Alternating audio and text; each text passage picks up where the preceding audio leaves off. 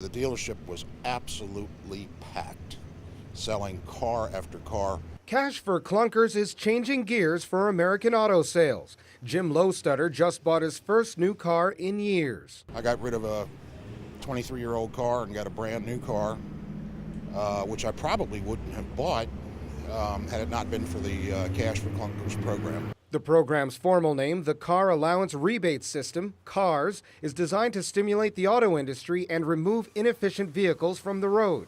Other countries such as Canada, Germany, and Austria introduced similar programs as an economic stimulus to increase market demand during the global recession. And the effect seems to be working at this dealership just outside of Washington, D.C. They have sold a lot of cars.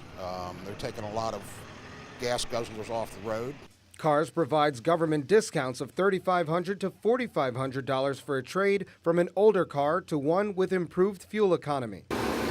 Last week, the House of Representatives voted to inject $2 billion into the Cash for Clunkers program after it was discovered it was running out of money. The program is enjoying an overwhelming amount of support, more than $250 million in vouchers. The demand was so high, in fact, the Obama administration was considering suspending the program.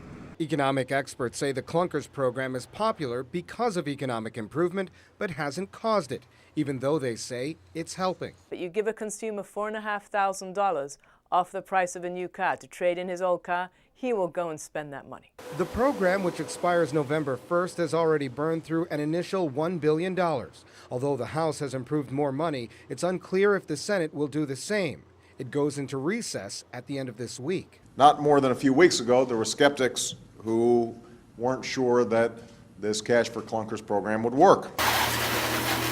But without the extra money, car demand could decrease, leaving the Clunkers program all washed up.